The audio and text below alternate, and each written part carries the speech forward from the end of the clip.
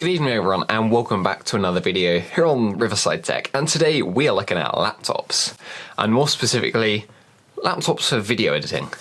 So the one I use is the Dell XPS 15, which is back there on my desk. And so in this video I'm going to run through the minimum specs you need and some of the recommended specs that I would recommend if you are planning on editing 4K video. So let's take a look. And so first of all, where better to start off than the CPU? And for this, 4 cores are the absolute minimum that you want. 2 cores, just don't even think about editing 4K. But don't forget, you also need fairly high clock speeds. Different tasks do different things with the CPU. For example, general video editing and rendering requires the more cores, the better. But things like the warp stabilizer require clock speed over cores. So having a mixture of both is good, which is why Intel's new 8-core processors are probably a good idea.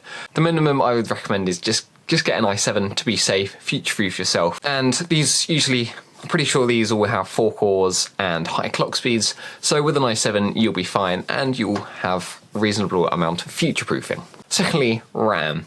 If you ever thought that 8 gigs was enough for video editing, it's not. You need at least 16 gigabytes. Just don't go any lower. But most laptops nowadays with an i7 should come with 16 gigabytes of RAM, but you also generally have the option to upgrade, so if it doesn't, you could just stick another 8 gigs in there. So for drives, you need to think about both speed and storage. So as we know, 4K uses an absolute ton of storage. If you're planning on just using the laptop without any other drives, then definitely get something, I'd say at least 512 gig, or maybe drop it down to 240 gigabytes. But yeah, definitely go for an SSD, because they're really fast. If you're using external drives, you can always use a USB.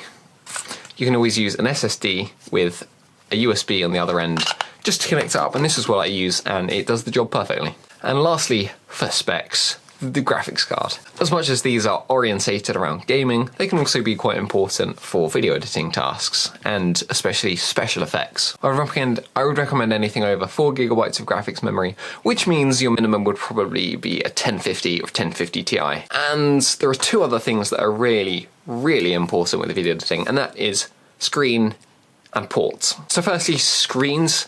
1080p or 4K. If you're editing 4K, you'd preferably have a 4K screen so you can appreciate and see the detail of what the videos you're actually creating. But I edit 4K on that 1080 screen and it's fine. And now another thing is color accuracy. If you've ever heard of the sRGB and Adobe RGB color gamuts, you'll see percentages at which screens kind of fill up that gamut. And so this one I think is about a 98% sRGB and about a 70% Adobe RGB. Now this rating is really good. The 4K model is almost 100% Adobe RGB, so the colors are on point. But seeing correct colors is incredibly important and is extremely underestimated when making videos. If you're going to be using this on a desk, not just taking around with you, then you might be getting an external monitor. And for this, having Thunderbolt ports can be very useful. With some of the best Thunderbolt ports, you can connect, I think, up to 3 4K 60Hz monitors, which is absolutely insane. And again, with the Thunderbolt, you can get external drives which connect to this and give you super fast speeds. I linked a few of them in the description. Those are pretty much the minimum specs that I would recommend if you're looking at getting a laptop for video editing. Obviously you can build yourself a PC, which is probably easier. You can choose what parts you need depending on the uses you're going to be using it for, whether you're going to be gaming or just video editing alone. But the laptops are great things. They're really nice and portable, meaning that if you go on holiday, you can still edit some videos when you're out there. And so I hope you enjoyed this video and found it useful. If you did, please hit the like button and subscribe for more juicy content here on the channel. I'll see you all next time. Goodbye.